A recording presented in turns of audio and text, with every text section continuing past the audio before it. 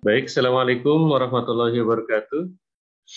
Bapak dan Ibu yang saya hormati, keluarga besar Asosiasi Perlebahan Indonesia, saya mohon izin mewakili tim 3 industri untuk menyampaikan rumusan hasil fokus group discussion yang telah kami lakukan sebelumnya.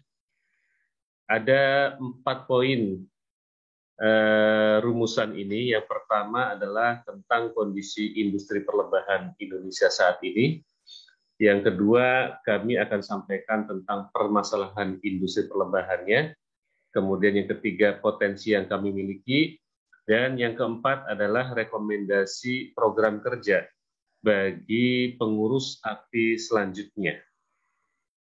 Baik, yang pertama kami akan menyampaikan kondisi industri perlebahan Indonesia saat ini, bahwa kami sangat menyadari bahwa industri besar atau industri hilir umumnya bukan anggota API.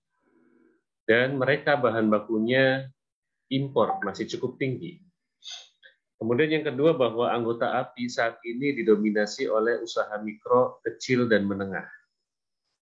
Yang ketiga adalah bahwa bahan baku hasil produksi perlebahan Indonesia, dalam hal ini madu dan lain-lain, seringkali menumpuk dan tidak terserap oleh pasar.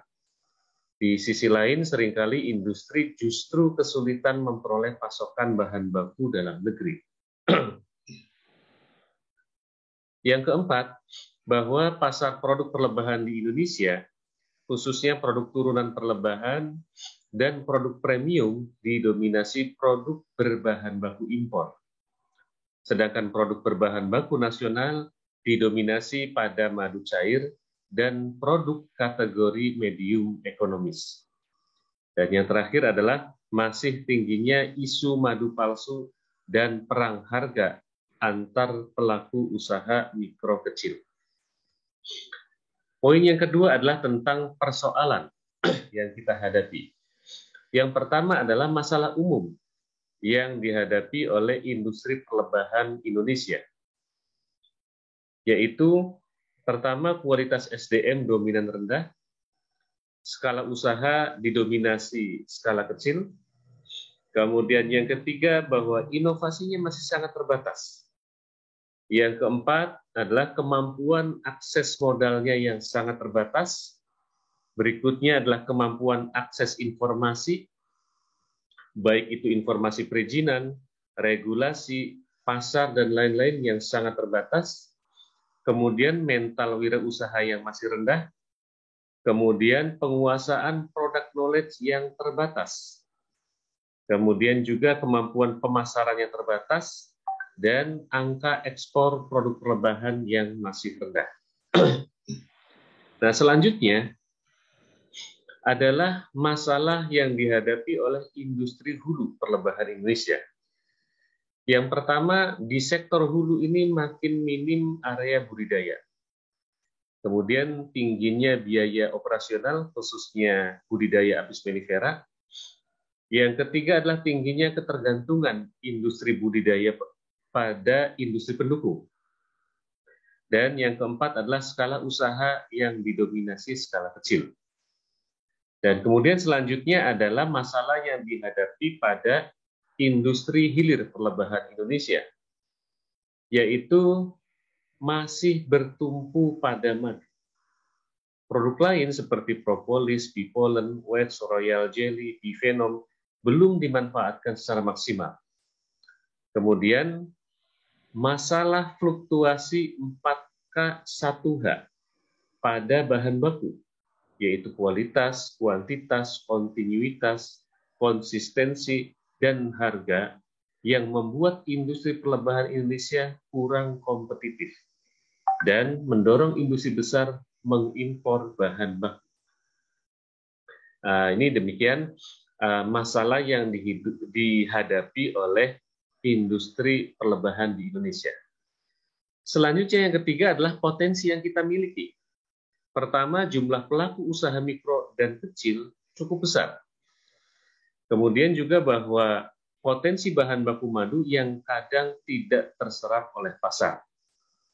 Yang ketiga adalah ada potensi bahan baku non-madu, baik itu propolis, wax, bipolen, dan lain-lain, yang cukup melimpah dan belum termanfaatkan dengan maksimal. Kemudian yang keempat, ada kebijakan pemerintah tentang perhutanan sosial yang dapat kita manfaatkan untuk produksi perlebahan, khususnya di sektor hulu. Dan yang terakhir adalah generasi milenial kita yang lebih akrab dengan teknologi informasi yang dapat diarahkan menjadi pelaku usaha perlebahan yang berdaya saing tinggi. Dan yang terakhir adalah rekomendasi program kerja bagi pengurus API selanjutnya. Ada 3 rekomendasi. Yang pertama, yaitu kami merekomendasikan API menggandeng pemerintah untuk membangun area budidaya untuk mendukung suplai bahan baku industri yang memenuhi aspek 4K1H.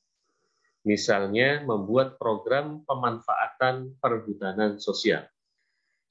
Yang kedua, kami merekomendasikan API meningkatkan kapasitas SDM, pelaku usaha mikro, kecil, dan menengah di bidang perlebahan, khususnya anggota API, melalui training, webinar, dan semisalnya.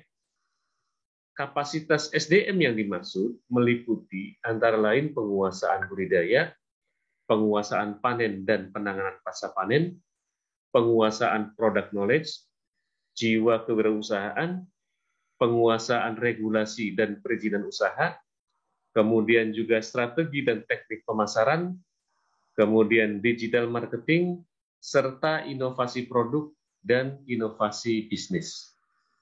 Dan rekomendasi yang terakhir yaitu bagaimana API untuk merangsang dan menggandeng milenialis untuk menjadi pelaku usaha perlebahan, misalnya melalui program di milenial. Bapak dan Ibu sekalian, demikian hasil rumusan dari tim 3 industri. Mudah-mudahan bermanfaat bagi kita semuanya, dan semoga pengurus API yang akan datang dapat melaksanakan rekomendasi dari tim 3 industri. Terima kasih.